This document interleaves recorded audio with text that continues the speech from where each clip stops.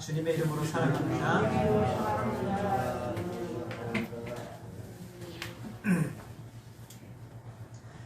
우리가 계속 예수님의 그 말씀을 듣고 있는데 굉장히 중요한 말씀들을 예수님이 직접 해주신 이야기들을 우리가 성경을 통해 듣는다는 것이 참 너무 감격적이고 놀라운 일이죠. 우리가 하나님의 말씀을 대할 때 주님이 직접 하신 말씀이라는 것 자체가 굉장히 무게감이 있고 또 그것이 우리에게 큰 또 힘이 되고 용기가 되죠.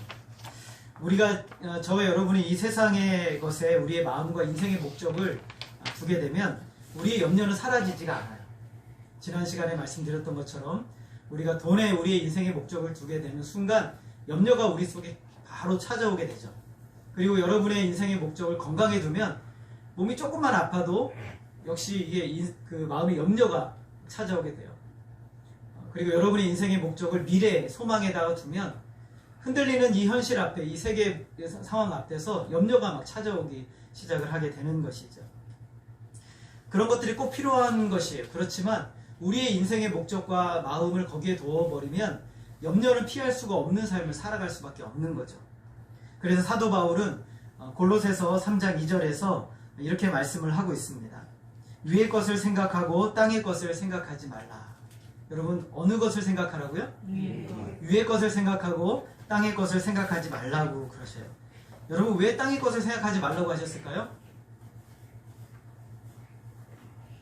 지난주 말씀을 여러분이 잘 들어보셨다면 아실 텐데 땅의 것에 대한 모든 필요는 누가 책임져 주시겠다고 했습니까? 하나님이 책임져 주시겠다고 하셨어요. 이 땅에 대한 모든 필요는 하나님이 예수님께서 약속을 하셨어요. 하나님께서 책임져 주시겠다. 이 모든 것을 너희에게 더해 주시겠다라고 약속을 하셨어요. 근데 그 약속을 못 믿는 게 우리의 현실이기도 하죠.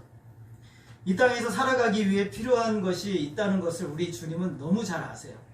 여러분에게 재정이 필요하고 여러분의 또 미래가 필요하고 여러분의 건강이 필요하다는 것을 하나님은 저보다 여러분보다 더 잘 아세요. 그렇기 때문에 절대 이 세상의 것에 대해서 염려하지 말고 그 염려를 기도로 말씀하셨어요. 기도로 바꾸는데 여전히 세상의 것들을 위한 기도가 첫 번째가 아니라 하나님의 나라를 위한 기도로 바꾸라고 말씀하셨어요. 그러면 나머지 모든 것들은 하나님이 다 책임져 주시겠다라는 것이 우리가 지난 시간에 들었던 말씀의 핵심이에요. 그러니까 염려가 되는 순간 여러분은 우리의 시선을 어디로 옮겨야 되는 거예요? 하나님에게로 옮겨야 되는 거예요. 빨리 옮기셔야 돼요. 우리가 늦으면 늦을수록 염려의 시간이 길어지는 거예요. 여러분이 하나님을 믿으시기를 바랍니다. 아멘. 주님이 왜 우리가 이 땅이 아니라 하나님 나라를 구하며 살아가야 되는지에 대해서 이제 오늘 말씀하시는 거예요. 그 첫 번째 이유가 무엇이냐면 우리의 인생의 주인 되신 예수님께서 다시 오실 것이라고 약속하셨기 때문에 그래요. 여러분 예수님이 어떻게 하신다고요? 다시 오신다고 약속을 하세요. 오늘 우리가 읽은 말씀은 두 가지의 비유로 되어 있어요. 이 비유는 모두가 다 같은 내용이죠. 주인을 기다리는 종의 내용에 대한 비유예요. 첫 번째 비유는 종들의 주인은 혼인잔치에 참여하기 위해 떠났어요. 종은 어떻게 해야 되느냐? 주인을 기다려야 된다는 거죠. 두 번째 비유도 비슷해요. 주인이 혼인잔치를 어딘가를 떠났어요. 그때 종들이 해야 될 것은 주인이 맡겨준 일에 청지기와 같이 열심히 다하는 거예요. 그러면 열심히 한 사람과 그러지 못한 사람과의 결과가 달라졌다라는 것을 오늘 말씀이 비유로 이야기를 하고 있는 것입니다. 여러분 오늘 우리가 읽은 말씀에서 계속해서 반복해서 나오는 중요한 단어들이 있어요. 그게 뭐냐면 돌아온다, 온다, 이르러서는, 주인이 이른다, 주인이 이르러서는 계속 이 말을 반복하고 있어요. 주인이 온다, 돌아온다, 돌아와서는, 이르러서는 이런 말을 계속 얘기하고 있어요. 왜 이런 말을 계속 하고 있을까요? 돌아온다. 주인은 반드시 돌아온다. I'll be back. 나는 반드시 돌아온다. 주인은 반드시 온다는 거예요. 이 얘기를 이 말씀에서 핵심으로 얘기하는 거예요. 여러분 우리 주님은 반드시 오십니까? 네. 여러분 그 믿음대로 사시기를 바랍니다. 그런데 우리는 문제는요, 주님이 다시 오실 것은 아는데 주님이 다시 오실 것처럼 안 사는 게 우리의 문제인 거예요. 주님이 내일 당장 오신다면 여러분 어떻게 해야 돼요? 여러분 집에 대통령이 오늘 오신답니다. 그러면 여러분 집을 지금 그 모습 그대로 방치하시겠습니까? 깨끗하신 분들이 상관없지만 저희 집 같은 경우는 뒤집어 엎어야 되죠. 너무 지저분해서 막 뒤집어 엎어야 된단 말이에요. 아니, 너무 지저분하다는 표현은 집사람한테 혼나니까 안 되고 그 정도로 살만해요. 근데 대통령이 오는데 바로 오늘 온다고 그러는데 가만히 있을 수가 없잖아요. 어떤 삶을 살아야 돼요? 대통령이 올 거에 대한 준비하는 삶을 살아야 되는 거예요. 근데 예수님이 이제 오신다고 하시는데 우리는 예수님 마치 안 오실 것처럼 잘 사는데 익숙해져 있어요. 예수님이 언제 오실지는 모르겠어요. 그런데 오시지 않을 것처럼 삶을 사는 게 우리의 문제죠. 오늘 우리가 읽은 말씀 40절 말씀 같이 한번 읽어보겠습니다. 시작. 그러므로 너희도 준비하고 있으라. 생각하지 않을 때에 인자가 오리라 하시니라. 예수님이 저와 여러분에게 말씀하세요. 너희도 준비하고 있으라. 여러분, 우리에게 준비하고 있으라고 하시는 말씀을 꼭 기억하시기를 바랍니다. 주님은 언제 오세요? 생각하지 않았을 때에 오세요. 인자가 오리라 라고 말씀합니다. 주님도 집을 떠난 주인처럼 반드시 다시 돌아오실 것입니다. 예수님은 십자가에 죽으시고 사흘 만에 부활하셨어요. 그리고 제자들을 40일 동안 만나시고 난 다음에 어떻게 하셨어요? 하늘로 승천하셨죠. 근데 그 승천하시는 모습을 제자들이 멍하니 바라보고 있었어요. 그때 천사가 이렇게 말합니다. 사도행전 1장 11절 우리 같이 한번 읽어보겠습니다. 시작. 갈릴리 사람들아 어찌하여 서서 하늘을 쳐다보느냐. 너희 가운데서 하늘로 올려지신 이는 예수는 하늘로 가심을 본 그대로 오시리라. 여러분, 제자들이 왜 하늘을 쳐다봤을까요? 예수님 떠나시고 다시 안 올 것 같아서 허망한 마음으로 쳐다보고 있었어요. 그러니까 천사가 하는 말이 어찌하여 다시 안 오실 것처럼 너희들은 주님을 그렇게 쳐다보고 있느냐. 천사가 하는 말은 이렇게 하늘로 올려주신 그 모습 그대로 주님이 오실 것이다 라고 말씀하세요. 그 약속에 대한 내용이 요한계시록에 그대로 나와 있죠. 여러분, 하늘로 올라가시는 예수님은 구름을 타고 올라가신 예수님은 구름을 타고 다시 오실 것을 믿으시기를 바랍니다. 그때 천사는 분명하게 예수님을 우리가 본 그대로 오실 것이다 라고 말씀하세요. 육신의 모습을 가지시고 있었던 예수님께서 영광의 모습으로 다시 오실 것을 성경은 계속해서 이야기하고 있어요. 그러나 문제는 예수님 언제 오시느냐는 거예요. 도대체 알 수가 없죠. 예수님 오신다고 말씀하신 지 몇 년이 지났어요? 2000년이 지났단 말이죠. 아직도 안 오셨어요. 예수님은 말씀하시죠. 생각하지 않은 때에 오신다고 하세요. 46절에 보면 생각하지 않은 날, 알지 못하는 그 시각에 그 주인이 이를 것이라고 말씀하세요. 그 날과 시는 도무지 알 수가 없어요. 39절에 말씀하죠. 우리 같이 한번 읽어보겠습니다. 시작. 너희도 아는 바니 집주인이 만일 도둑이 어느 때에 이를 줄 알았더라면 그 집을 뚫지 못하게 하였으리라. 아무도 도둑이 어느 때에 집에 물건 훔치러 들어온지 아무도 모르죠. 그런 것처럼 주님도 그렇게 오실 것이라고 말씀하세요. 데살로니가전서 5장 2절에서도 동일하게 말씀합니다. 주의 날이 밤에 도둑같이 이를 줄을 너희 자신이 자세히 알기 때문이라. 사도 베드로후서 3장 10절에서도 똑같이 말씀하세요. 그러나 주의 날이 도둑같이 오리니 그날에는 하늘이 큰 소리로 떠나가고 물질이 뜨거운 불에 풀어지고 땅과 그 중에 있는 모든 일이 드러나리로다. 우리 주님이 오시는 날, 노아의 홍수 때는 물로 이 세상을 심판하였는데 우리 주님이 오실 때는 세상을 무엇으로 심판하신대요? 불로 심판하신대요. 여러분, 굉장히 많은 이야기를 알고 계시죠? 요한계시록 16장 15절에서도 똑같이 말씀하세요. 예수님이 직접 말씀하십니다. 같이 한번 읽겠습니다. 시작. 보라, 내가 도둑같이 오리니 자기 옷을 지켜 벌거벗고 다니지 아니하며 자기의 부끄러움을 보이지 아니하는 자는 복이 있도다. 도둑같이 온다라고 깨어 자기 옷을 지켜 벌거벗고 다니지 않는다는 것은 유대인들은요, 옷을 이렇게 원피스같이 옷을 입고 있기 때문에 잘 때는 거의 이렇게 이게 이불이에요. 그러니까 안에 아무것도 안 입고 이렇게 잔단 말이죠.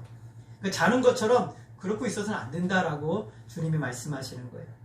도둑이 갑자기 몰래 집으로 침투하듯이 예수님께서도 그렇게 오실 것이다. 그날과 그날은 아무도 모릅니다. 누가 여러분에게 와서 예수님은 10월 25일 날 오십니다 라고 말하면 믿어야 되겠죠? 여기서 믿는다고 하신 분이 두 분 있는 것 같은데 절대 믿으시면 안 됩니다.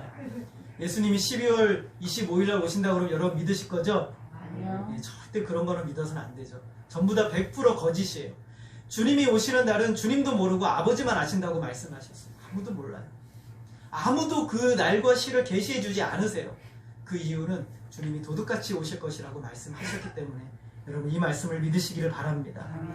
모든 역사는 하나님의 주권 아래에 있어요. 그 날과 시와 계획들은 하나님의 역사 가운데 있는 거예요. 하나님의 역사는 반드시 하나님의 뜻하신 대로 완벽하게 이루어져요. 인간의 역사나 힘이 절대로 하나님의 뜻을 바꾸거나 변경시킬 수 없다라는 것입니다. 하나님이 계획하실 때 조금도 늦지 않고 조금도 빠르지 않고 주님께서 반드시 오실 것이에요. 그러므로 우리의 주인께서 다시 오신다고 하는 것은 진실로 믿는 대로 매일 살라고 주님께서 말씀하시죠. 35절 말씀 어떻게 살아야 되는지 말씀합니다. 같이 읽겠습니다. 시작. 허리에 띠를 띠고 등불을 켜고 서 있으라. 여러분, 허리에 띠를 띠는 것, 즉각적으로 행동할 수 있는 복장을 갖추라는 것이죠. 아까도 제가 말했던 것처럼 유대인들은 이렇게 원피스처럼 길게 늘어진 옷을 입어요. 근데 뭔가 행동을 하려면 허리에 띠를 띠어야 돼요. 안 그러면 불편하잖아요. 그래서 종들은 밤새 잠을 잤다가 아침에 일어나면 허리에 제일 먼저 띠를 띠어요. 그래야지만 주인이 명령하는 대로 빠르게 움직일 수 있고 일을 손쉽게 할 수가 있다라는 것이죠. 그래서 오늘 말씀에 보면 종이 허리에 띠를 띠는 목적은 주인이 오시면 문을 즉각적으로 열어주기 위함이다라고 말하는 거예요. 주인이 혼인잔치에 갔다가 돌아와서 문을 열어달라고 두드립니다. 그러면 종은 재빨리 멈추지 말고 기다렸다가 그 문을 바로 열어주어야 돼요. 언제라도 올 수 있다는 마음으로 준비하고 있어야 돼요. 주인이 아마 1시간 있다 올 거야 라고 생각했는데 바로 지금 당장 오면은 당황하게 되죠. 그러니까 계속 거기 서 있어야 되는 거예요. 종이 참 인생이 힘들죠. 그런데 마찬가지로 예수님께서는 성도의 삶을 뭐라고 간단하게 표현하냐면 성도의 삶은 기다리는 삶이라고 말씀하고 있어요. 여러분, 우리의 삶은 굉장히 많이 기다려요. 사람에 대해서도 인내하고 기다려야 되죠. 여러분, 기도하고 하나님의 응답도 우리가 기다려야 되죠. 주님이 오시는 날도 우리는 기다리며 사는 거예요. 평생을 우리는 기다리며 사는 삶을 사는 거예요. 주님께서 수천 년 후에 오실 것이라고 생각하고 산다면 영적으로 나태해져요. 실제로 우리 마음이 좀 그래요. 주님이 오시지 않을 것 같은 세상에 우리는 살고 있단 말이죠. 37절에 보게 되면 이렇게 말씀하세요. 주인이 와서 깨어있는 것을 보면 그 종들은 복이 있으리로다. 혼인잔치에서 돌아오는 주인이 기대하는 것이 있어요. 그게 뭐냐면 내가 돌아왔을 때 종이 등불을 밝히고 문 앞에 서 있다가 내가 똑똑똑 노크를 하면 바로 문을 열어주는 것. 그걸 주인은 기대를 하고 있단 말이죠. 그래서 이런 기대를 하고 사는 삶이 도대체 어떤 삶인가 베드로가 이제 물어봐서 예수님이 조금 더 설명해 주세요.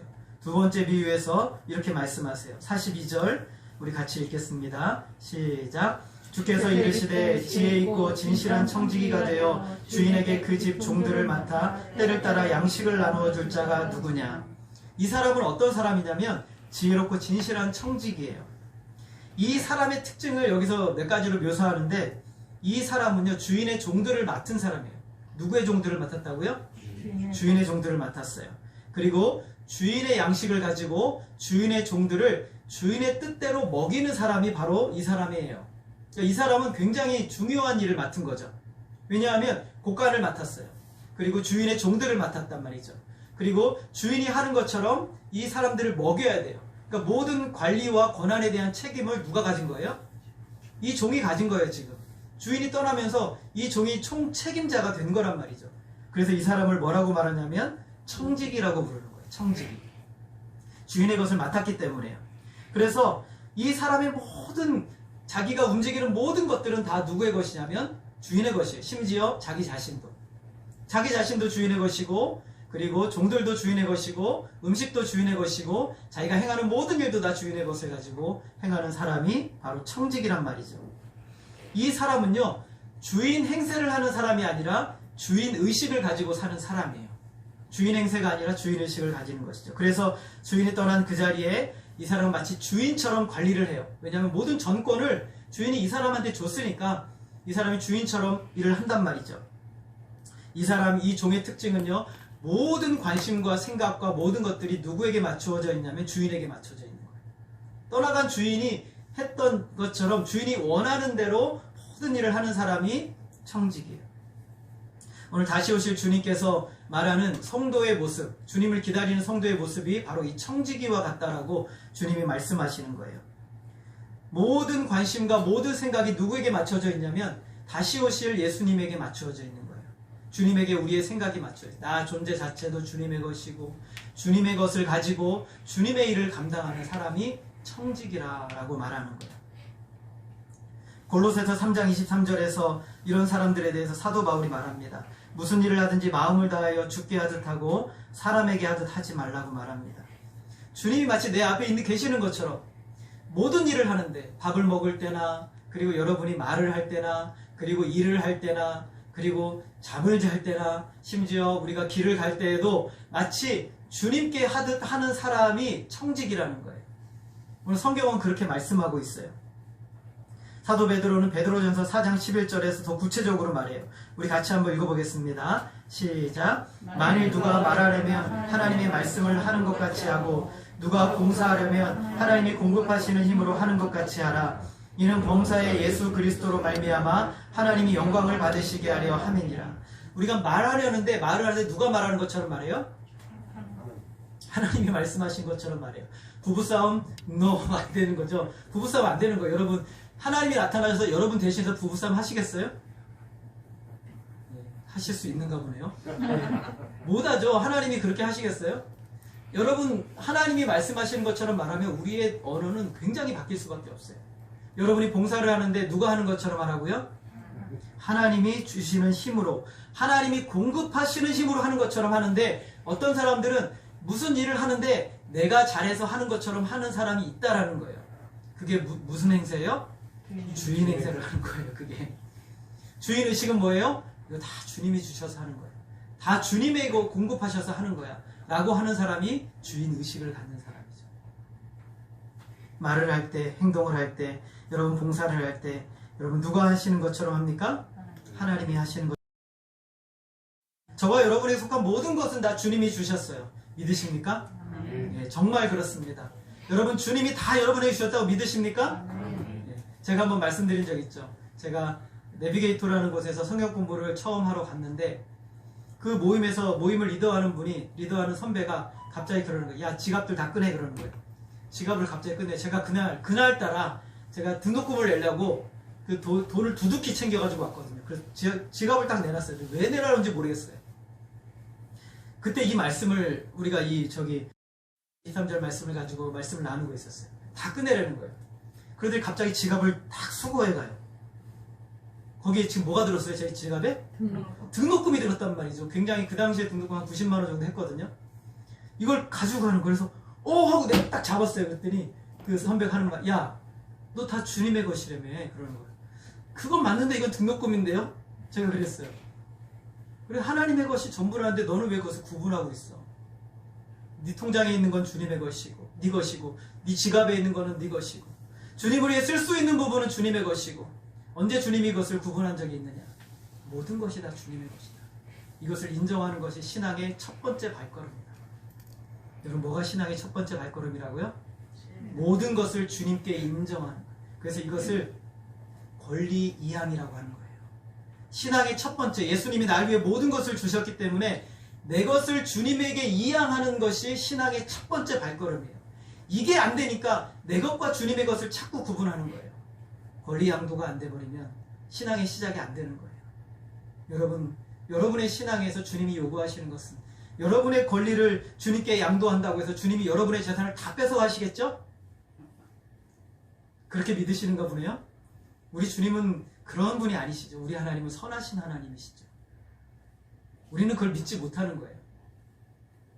여러분의 모든 것, 입도, 손도, 발도, 그리고 재산도, 건강도, 능력도, 미래도 모든 것이 다 하나님이 주신 것을 믿으시기를 바랍니다. 네. 청지기는 하나님이 주신 것으로 하나님의 뜻대로 섬기는 거예요. 하나님이 주신 눈으로 하나님의 뜻대로 눈으로 섬기는 것이고, 하나님이 주신 손을 하나님의 뜻대로 섬기는 것이고, 하나님이 주신 입으로 하나님의 뜻대로 말하고 섬기는 것이며, 여러분의 발도 하나님의 것이므로 여러분의 발걸음도 하나님의 뜻대로 섬기는 것이 청지기예요.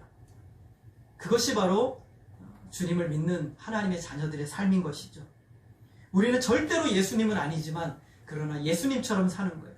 Just like Jesus. 예수님과 같이 그렇게 사는 삶이야말로 하나님이 우리에게 요구하시는 청지기의 삶인 거예요. 그것이 주인을 기다리는 종의 모습이라고 주님은 말씀하세요. 이런 사람을 향해 주님이 말씀하시죠. 뭐가 있다고 말씀하세요? 따라하겠습니다. 복이 있다. 우리는 복을 너무 좋아하는데 예수님이 오늘 비유해서 3번이나 말씀하세요. 복이 있다. 복이 있다. 복이 있다. 어떤 사람에게요? 청지기와 같이 사는 사람에게 복이 있다라고 말씀하세요. 주인의 뜻대로 일하는 기다리는 종을 향해서 3번이나 복이 있다고 말해요. 그런데 여기 보니까 주인 행세를 하는 사람이 있어요. 이들은 마치 자신에게 주인이 없는 사람처럼 살아가요. 45절 우리 같이 읽겠습니다. 시작. 만일 그 종이 마음에 생각하기를 주인이 더디오리라 하여 남녀 종들을 때리며 먹고 마시고 취하게 되면, 이 사람의 생각은 있었어요. 주인이 더디오리라. 그런데 더 정확한 뜻은 뭐냐면 주인이 오지 않았으면 좋겠다. 이 사람의 삶이 딱 그랬어요. 주님이 오지 않았으면 좋겠다. 그가 하는 행동을 보면요, 마치 자기가 주인인 것처럼 행동합니다. 주인의 것들을 마음껏 원하는 대로 허비했어요. 그리고 그에게 맡겨준 이 종들을 마음껏 고통스럽게 했어요. 남녀 종들을 때리고 힘들게 만들었죠. 그는 세상에서 마음껏 누리고 행복한 삶을 살았어요. 주인 의식이 아니라 주인 행세를 한 것이죠. 주인 행세를 한 거예요. 그는 자기에게 주어진 모든 것을 이제 내 거다라고 여긴 거예요. 주인이 가면서 그래 네가 잘 관리해라 라고 주인이 맡겨주고 갔는데, 이 사람은 이제부터 내 거다라고 여긴 거예요. 다 내 거다. 어느 날 여러분에게 갑자기 뜬금없이 엄청난 이익이 생겨서 갑자기 10억이 뚝 떨어진 거예요. 아싸, 내 거다. 이건 나를 위해 써야지. 내 거다 라고 생각이 되는 것이죠. 근데 참 믿음 있는 사람들의 모습을 제가 주변에서 여러 번 보면요, 어떤 사람에게 100만 원을 뚝 떨어뜨려 줬어요.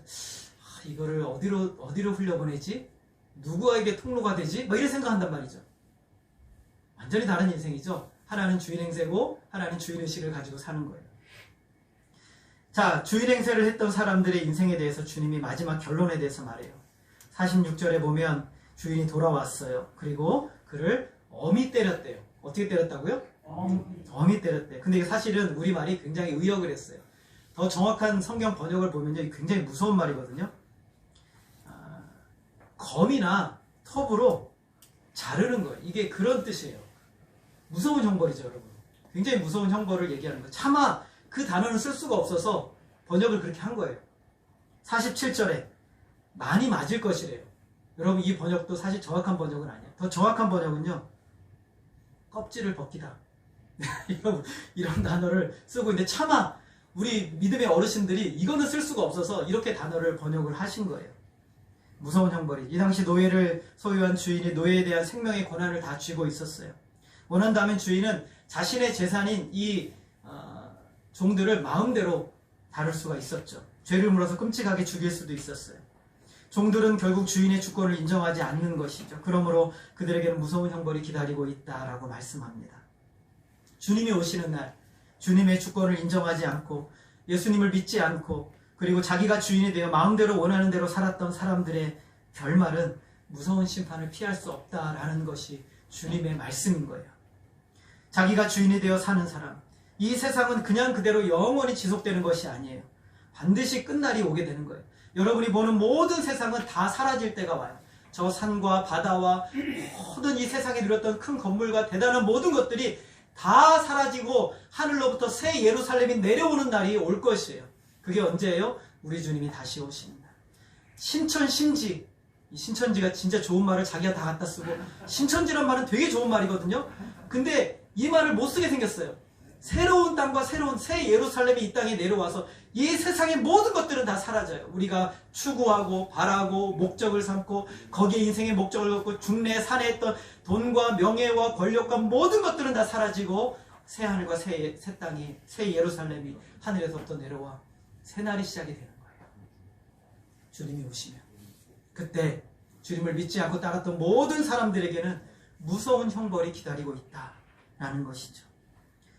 이 사람이 지금 해야 될 가장 중요한 일, 주인 행세를 그만두고 자기가 주인인 모든 삶을 그만두고 빨리 회개하고 주인이 오시기 전에 주인의 뜻을 따르는 것, 주인을 믿고 주인을 따르는 것, 그것이 그가 해야 될 가장 중요한 일이다라는 것이죠. 그러나 성도들에게도 이것은 참 쉽지가 않아요. 성도들도 주님을 기다리며 살아가는데 갈수록 더 어려워지는 것이죠. 오늘 38절 말씀을 우리 같이 한번 다시 읽어보겠습니다. 시작. 주인이 혹 이경이나 혹 삼경에 이르러서도 종들이 그같이 하고 있는 것을 보면 그 종들은 복이 있으리로다. 여러분, 주인이 혹 이경이나 삼경이 하는데 도대체 이경이 뭔지 삼경이 뭔지 우리는 알 수가 없잖아요. 이 당시 시간을 따지면 저녁 9시부터 새벽 3시까지의 시간을 얘기해요. 근데 이건 로마의 시간으로 따질 때 9시부터 새벽 3시까지지 유대인의 시간은 폭이 더 넓어요. 그래서 9시부터 새벽 6시까지의 시간이죠. 그러면 주인이 저녁에 갔다가 다음날 아침에 새벽에 오는 거예요.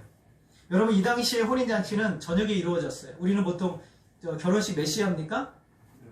12시, 1시 점심시간 맞춰서 하잖아요. 근데 유대인의 혼인잔치는 저녁에 이루어져요. 저녁에 먹고 마시고 취하고 막 춤추고 막 이런단 말이죠. 그럼 밤새도록 거기서 그러고 있어요. 그러면 종은요, 뭐 하고 있어야 돼요? 계속 기다리는 거예요. 주인이 좀 빨리 오면 좋겠는데 이놈의 주인이 노느라 정신 팔려가지고 계속 있는 거예요. 그러면은 뭐 9시 넘어서 좀 일찍 오면 다행이겠지만 6시, 9시, 10시, 11시, 12시 땡 하고 1시에도 안 오고 2시에도 안 오고 이놈의 주인이 술 퍼지게 먹고 계속 그러고 있는 거예요. 그럼 종은 어떻게 하고 있어야 돼요? 계속 기다리는 거예요. 그래서 이 당시에 종들은요, 주인이 올 때까지 밤 한숨 잠을 못 자고 주인이 밥 차려 오라 그러면 어떻게 해야 돼요? 또 밥 차리러 가야 되는 거예요. 참 운명이 그렇죠. 이것을 갖다가 아주 간단하게 얘기하면 가장 취약한 시간이라고 말하는 거예요. 가장 취약한 시간. 아까 39절에서도 너희도 아는 바니 집주인이 만일 도둑이 어느 때에 이를 줄 알았더라면 그 집을 뚫지 못하게 하였으리라. 여러분, 도둑님들이 도대체 언제 일하십니까? 도둑님들이 언제 일하세요? 확실하세요? 요즘 밤에 사람들이 잠을 안 주무시던데요? 도둑님들이 언제 일하세요? 예, 자기가 원하는 시간에 일하죠? 딱 보고 있다가 불 딱 꺼지고 1시간 좀 지나면 들어가죠? 도둑님들이 알아서 다 한단 말이죠. 우리에게 취약한 시간, 잠들어가지고 미동도 하지 않을 그 시간에 도둑님들이 움직인단 말이죠. 예수님이 말씀하신 것은 시간을 얘기하는 것만이 아니에요. 우리의 삶에 있어서 가장 취약한 상황에 얘기를 하고 있는 것이죠. 요한계시록에 보면 소아시아 7교회가 나옵니다. 소아시아에 7개의 교회가 있었는데 거기에 예수님께서 편지를 보내세요. 그런데 이 편지가 그들에게 갔는데 교회마다 다 문제가 있었어요. 이 문제를요, 간단하게 3가지로 요약을 하면 3가지 문제로 요약을 할 수가 있어요. 이 문제는 지금 저와 여러분이 동일한 문제인 것이에요. 첫 번째 문제는 무엇이냐면 세상에 핍박이 있었던 거예요. 우리가 그리스도인답게 살려고 하면 세상에 핍박이 우리 가운데 있어요. 지금 그런 핍박은 없지만 감옥에 갇히고 어떤 성도들은 순교하게 됩니다. 이 시대에 미움을 받고 따돌림을 받고 무시를 당하게 되죠. 세상의 가치관이 맞지 않는 삶을 산다고 경멸을 당하게도 됩니다. 이것이 세상의 핍박이에요. 이 핍박이 가족이 될 수가 있고 이 핍박이 이웃이 될 수가 있고 더 크게는 국가도 될 수가 있는 것이죠. 예수님을 바르게 믿게 되면 우리는 이 고난을 피할 수가 없는 것이에요. 자, 그런데 이 핍박은요, 성도들을 어떻게 만드냐면 더 강하게 만들어요. 더 기도하게 만들고 더 하나님을 붙들게 만들어요. 은혜를 사모하게 만들죠. 고난이 올 때 참된 성도들은 정신을 차리고 기도하고 은혜를 사모하게 됩니다. 소아시아 7교회 중에 이 핍박을 당했던 교회가 4개의 교회가 있었어요. 그런데 여러분, 놀랍게도요, 이 4개의 교회가 핍박을 믿음으로 다 이겼어요. 이 핍박의 문제에 있어서는 걸려 넘어지는 교회가 없었단 말이죠. 지금도 마찬가지예요. 누군가 여러분을 예수 믿는다고 핍박하고 박해하잖아요. 그럼 그거는 우리가 굉장히 강해져요. 오히려 기도하게 되고 더 하나님께 무릎 꿇게 된단 말이죠. 모두 믿음으로 이겨냈어요. 그런데 문제는 두 번째예요. 두 번째는 무엇이냐면 세상의 유혹이에요. 뭐라고요? 세상의 유혹. 우리가 지난주 2주 동안 살펴봤던 말씀에 대한 내용의 핵심이 뭐냐면 물질이에요. 재물에 대한 내용이죠. 사단은 만몬이라는 이름으로 수많은 성도들의 마음을 붙들었어요. 돈을 많이 벌어야 인정을 받고 돈을 잘 붙들어야 미래가 보장이 되는 삶을 살 수가 있는 것이죠. 돈을 벌기 위해서도 하나님이 필요하고 돈을 위해 기도하고 헌신하고 예배드립니다. 소아시아 7교회 중에 책망만 받았던 교회가 2교회가 있어요. 여러분 혹시 아십니까? 어떤 교회죠? 사대교회하고 라오디게아 교회란 말이죠. 여러분, 놀랍게도요, 이 2 교회는요, 세상에 핍박도 없었어요. 그리고 이단의 유혹도 없었어요. 그런데 이들이 넘어진 것은 세상의 유혹이었어요. 예수님은 그들을 향해 신랄하게 비난하세요. 이 2 교회는 칭찬이 없어요. 책망만 있단 말이죠. 사대교회 그리고 라오디게아 교회는 책망만 있어요. 이들은 세상이 주는 부유함과 건강을 진정한 복이라고 착각했어요. 오늘날 성도들에게도 이 유혹이 제일 강해요. 여러분, 이 시대에 저와 여러분을 유혹하는 가장 큰 유혹은요, 돈이에요. 물질이란 말이죠. 교회 안에 이 물질의 유혹이 교회를 잠식해버렸어요. 끊임없이 기도하는데 다 돈을 위해서 기도하고 있어요. 재산을 위해서 기도하고 있단 말이죠. 하나님을 가져다가 하나님 내 재산을 좀 충족하게 해주세요 라고 기도한단 말이죠. 여러분, 하나님이 여러분을 책임지신다고 약속하셨습니까? 안 하셨습니까? 하셨습니까? 안 하셨습니까? 믿으시기를 바랍니다. 우리의 기도는 하나님의 나라를 위한 기도를 할 때 하나님이 나머지 것들은 책임져 주신다고 하셨지, 이 세상을 위해서 기도했을 때 하나님이 그 기도를 기뻐하지 않으신다는 거예요. 물론 기도해야죠. 우리는 해야 됩니다. 재정이 어렵고 없는데 기도해야 됩니다. 그러나 가장 우리의 우선순위의 기도는 하나님의 나라가 되어야 돼요. 돈을 잘 불려서 부자가 되고 싶은 욕구가 교회를 장악했어요. 돈이 될 수 있는 것은 어디든지 투자해서 더 많은 돈을 벌어두려고 하는 것이죠. 이 사람이 성경에 나왔죠. 어리석은 부자였어요. 창고를 더 크게 만들어 재물을 쌓아놓고 평생 평안하게 내 영혼이 행복하게 살자. 그러자 하나님께서 오늘 밤 네 영혼을 내가 취할 것인데 그 많은 재산은 누구의 것이 되겠느냐라는 것이 우리 하나님의 말씀이었다는 것을 여러분 꼭 기억하시기를 바랍니다. 돈을 추구하는 목적은 자기를 사랑하기 위함이에요. 사도 바울은 디모데전서 6장 10절에서 이렇게 말씀합니다. 우리 같이 한번 읽어보겠습니다. 시작. 돈을 사랑함이 일만하게 뿌리가 되나니 이것을 탐내는 자는 미혹을 받아 믿음에서 떠나 많은 근심으로써 자기를 찔렀도다. 여러분, 돈을 사랑하는 것이 무엇의 뿌리라고 말씀해요? 일만악의 뿌리라고. 여기서 일만이라는 것은요, 여러분 유대인의 숫자는 이것을 잘 쓰기가 어려워요. 그러니까 모든 악의 뿌리가 된다는 거예요. 모든 악의 1만 개의 악이 아니라 모든 악의 뿌리가 어디서부터 나온다는 거예요? 돈을 사랑하는 거예요. 돈 때문에 나온다는 것이 아니라 돈을 사랑하는 거예요. 돈을 인생의 목적으로 삼고 그것을 위해 사는 삶에 인생의 목적이 여기에 있는 사람들은 일만 악의 뿌리가 거기서부터 나온다는 거예요. 이것을 탐내는 자는 미혹을 받아 믿음에서 떠나버렸어요. 근심으로써 자기를 찔러버린다는 거예요. 여러분, 이런 말씀들을 절대로 가볍게 여겨서는 안 돼요. 우리가 갑자기 큰 돈을 얻게 되었을 때, 또는 우리가 재정적으로 매우 어려울 때 우리의 마음은 어떠합니까? 여러분, 우린 돈을 사랑하지 않는 것 같아요? 아니요. 그런데 제가 이런 것을 비교해 볼 수가 있어요. 여러분의 갑자기 누군가 10억을 딱 갖다 줘요. 그러면 하나님 만남보다 더 기쁘잖아요. 그렇지 않아요? 10억을 주는데 안 기쁠 사람이 여기 세상에 어디 있겠어요? 10억을 딱 여러분의 책상 앞에 이거 너 써! 마음껏 써! 그러면은 하나님 오늘 안 오셔도 되잖아요. 주님이 오늘 안 오셔도 되는 거예요. 근데 갑자기 여러분 통장에 잔고가 떨어졌어요. 이번 달에 돈이 없어서 할 수 있는 게 아무것도 없어요. 그러자 마음에 근심이 확 몰려와서 아이고 하나님, 나는 이제 못 살 것 같아요.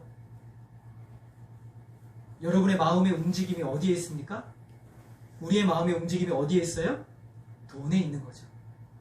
내가 하나님을 만나지 못하는 것을 슬퍼하지 못하고, 내가 하나님이 오늘 나에게 주신 은혜를 너무너무 기뻐서 천국을 사는 것 같은 그 기쁨이 내게 사라져버리고, 언제부턴가 하나님 말고 다른 것의 기쁨을 추구하고 있다면 우리는 그것을 사랑하고 있는 것이죠. 이 두 교회가 세상의 유혹에 넘어가 칭찬이 없이 책망만 받았어요. 이 사실을 잊지 마시기를 바랍니다. 세 번째, 이단이었어요. 신천지 여호와의 증인, 이런 드러나는 이단뿐만 아니라 교회 안에 들어온 거짓 가르침들, 바른 진리를 따르지 못하게 만드는 거짓 가르침들이 교회 안에 충만하게 일어났어요. 성경을 말하지만 거짓된 방법으로 진리를 잘못 해석하여 성도들의 마음을 흔들어 놓는 일들, 초대교회에 일어났어요. 교회를 무너뜨리죠. 여러분, 바른 성경이 가르치는 진리를 잘 배우시기를 바랍니다. 아멘. 오늘 우리가 신앙의 기초 다지기, 그리고 5회 제자 양육, 요번에 못하셨다면 다음에라도 꼭 하셔서 여러분의 신앙의 기초를, 신앙의 바른 진리 안에 바로 서시기를 부탁드립니다. 이러한 역사들은요, 우리를 지치게 만들어요. 이단이 유혹하고, 세상이 유혹하고, 세상이 핍박이 있고, 그러면 주님의 오심을 기대하고 소망하긴 하는데 이 세상이 너무 힘든 거예요. 너무 살기가 어려운 것이죠. 믿음을 무너뜨려요. 시간이 갈수록 더욱 극심해집니다. 2경과 3경까지 기다리는 그래도 그런 종이 있었다라는 것이죠. 주님께서는 말씀하시죠. 지혜 있고 친실한 청지기가 되어 주인의 집, 주인에게 그 집 종들을 맡아 때를 따라 양식을 나눠줄 자들. 이런 사람들은 어떤 사람들이에요? 하나님의 진리의 말씀을 붙잡고 세상의 핍박과 세상의 유혹과 이단의 공격에 대해서 싸우고 있는 종들을 말하는 거예요. 지금도 세상의 핍박과 세상의 유혹과 그리고 이단의 공격에 의해서 여전히 힘들고 고통당하지만 진리의 말씀을 붙들고 믿음을 가지고 끝까지 싸우고 있는 종들, 그들을 말하는 것이죠. 거의 지칠 정도가 되죠. 2경이나 3경까지 이르렀어요. 자주 지치고 낙심하게 됩니다. 그렇지만 포기해서는 안 돼요. 여러분, 절대 포기하지 마시기를 바랍니다. 하나님 앞에 나오는 것이 힘들어져 실증이 난다고 여러분 포기하지 마세요. 여러분 관계가 힘들어져서 교회 나오는 것이 어렵다고 포기하지 마셔야 돼요. 여러분의 인생에 큰 문제가 생겨서 나 하나님 못 믿겠다 포기하지 마세요. 끝까지 하나님께 붙들려 있으시기를 바랍니다. 아멘. 왜냐하면 주님은 반드시 오실 것이기 때문에. 주님 반드시 오세요. 절대 포기해서는 안 돼요. 여러분 좀 낙심된다고 해서 포기해서는 안 돼요. 주님 붙들고 끝까지 나아가야 돼요. 2000년 전에 오신다고 하신 그 말씀 그대로 매일매일 주님 오심이 가까이 오고 있어요. 매일매일 가까워지고 있는 거예요. 그때 놀라운 일이 일어납니다. 37절 말씀 우리 같이 읽겠습니다. 시작. 주인이 와서 깨어있는 것을 보면 그 종들은 복이 있으리로다. 내가 실제로 내게 이르노니 주인이 띠를 띠고 그 종들을 자기의 안에 오리라. 수종들이라. 주인이 도착하자마자 굉장히 기뻤어요. 그래서 종들을 위해 주인이 띠를 띱니다. 그리고 종들을 자리에 앉혀요. 그리고 어떻게 합니까? 종들을 위해서 주인이 수종을 들어요. 수종을 든다는 것은 손과 발이 되어서 종을 위해서 애쓴다라는 것을 이야기하는 거예요. 이 말씀을 제자들이 들었을 때 깜짝 놀랐어요. 여러분 이 시대에 이런 주인이 있을까요? 없어요. 이런 주인은 절대로 없어요. 왜냐하면 주인이 와가지고 밭에서 주님이 말씀하셨죠. 밭에서 열심히 일하고 왔다고 해서 주인이 수고했다 가서 쉬라고 말 안 하고 뭐 한다고 그랬어요? 빨리 밥 차려라. 이런단 말이죠. 그런단 말이죠. 주인들이. 그런데 주님께서는 굉장히 놀라운 말씀을 하세요. 너희들이 2경과 3경까지 열심히 기다리고 있으면 주인이 기뻐서 돌아와서 허리에 띠를 띠고 너희들을 자리에 앉히고 그리고 너희에게 수종을 들게 해주겠다라고 말씀합니다. 우리 주님을 오실 때는 주님을 위해 고난당하고 수고한 모든 것들에 대해서 우리가 생각하는 것보다 더 놀라운 은혜로 갚아주세요. 우리의 모든 생에 있어서 아니 우리의 모든 시대를 통틀어서 가장 최고의 날이 되게 해주시겠다고 약속을 하세요. 우리 주님이 오시는 날 여러분이 기다리고 기대한 거 비교할 수 없을 정도로 최고의 날이 바로 주님이 오시는 날 되게 해주시겠다라고 말씀합니다. 여러분 성도에게 최고의 날은 언제예요? 주님이 오시는 날이에요. 성도에게 최고의 날은 언제예요? 주님을 만나는 날이에요. 우리가 주님을 만나는 그 시간이 우리에게 최고의 날인 줄 믿으시기를 바랍니다. 이것이 성도들에게 다시 오실 주님이 직접 주시는 약속의 말씀이라는 사실을 잊어서는 안 됩니다. 요한계시록의 맨 마지막 말씀은 이렇게 끝나요. 주님께서 예수님이 말씀하십니다. 내가 진실로 속히 오리라. 그러자 주님이 오심을 사모하고 간절히 원하는 사도 요한이 답을 합니다. 따라하겠습니다. 아멘. 아멘. 주 예수여, 주 예수여, 어서 오시옵소서. 어서 오시옵소서. 아멘. 주 예수여, 어서 오시옵소서. 주님, 저의 이 상황과 환경과 이 어렵게 분투하고 2경과 3경까지 애쓰는 나를 보시고 주 예수여, 어서 오시옵소서 말씀합니다. 저와 여러분의 주인 되신 선하신 하나님을 믿으시기를 바랍니다. 선하신 하나님은 우리를 돌보지지 않거나 내팽개치시는 분이 절대로 아니세요. 언제나 가장 좋은 것으로 저와 여러분을 채우시고 붙들어주시는, 공급해주시는 하나님이심을 믿으시기를 바랍니다. 그 선하신 주님께서는 날마다 우리가 주님을 만나기를 원하세요. 이제 앞으로 오실 주님을 만나기만을 바라는 것이 아니라 매일매일 다시 오실 주님, 오늘 기도할 때 아멘 주 예수여 어서 오시옵소서. 우리가 주님 앞에 나아갈 때 주님 어서 오시옵소서. 주님 내게로 오셔서 나와 함께하여 주옵소서. 이것이 바로 성도의 가장 큰 복인 줄 믿으시기를 바랍니다. 아멘. 오셔서 최고의 날이 되게 해주세요. 허리에 띠를 띠고 등불을 켜고 서 있으라고 말씀하시는 주님은 우리를 혹사하시는 주님이 아니세요. 고통스럽게 하시기 위함이 아니세요. 오늘 주님께서 너희는 먼저 그의 나라와 그의 의를 구하고 주님이 오심을 기다리는 삶을 살면 내가 나머지 모든 것들은 다 너를 위해서 내가 책임져 주마. 이것이 주님의 약속임을 믿으시기를 바랍니다. 아멘. 여러분 이제 우리 한 주의 삶으로 시작이 됩니다. 무엇을 위해 염려하시겠습니까? 여러분 주님 많이 못 만난 것을 염려하시기를 바랍니다. 주님 앞에 많이 못 나간 것을 염려하시기를 바랍니다. 우리 사랑하는 하나님께서 오늘 나와 함께 하시는 그 은혜를 사모하지 못한 것을 염려하시기를 바랍니다.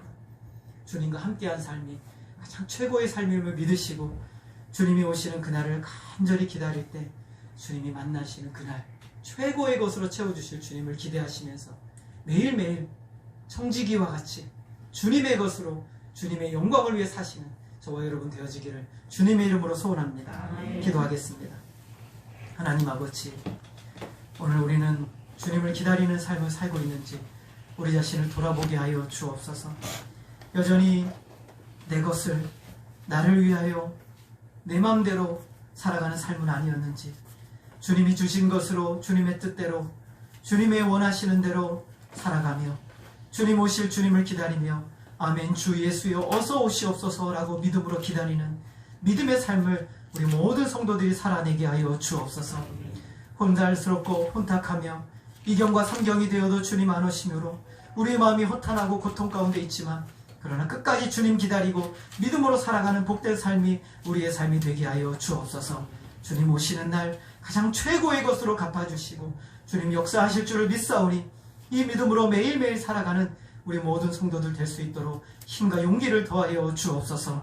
나머지 모든 것을 채우실 것이라는 하나님의 약속의 말씀을 믿고 선하신 하나님 의지하며 살아가는 믿음의 삶이 될 수 있도록 주님 역사하여 주옵소서. 하나님으로 영광 받아 주시기를 간절히 원하오며 예수님의 이름으로 기도하였습니다.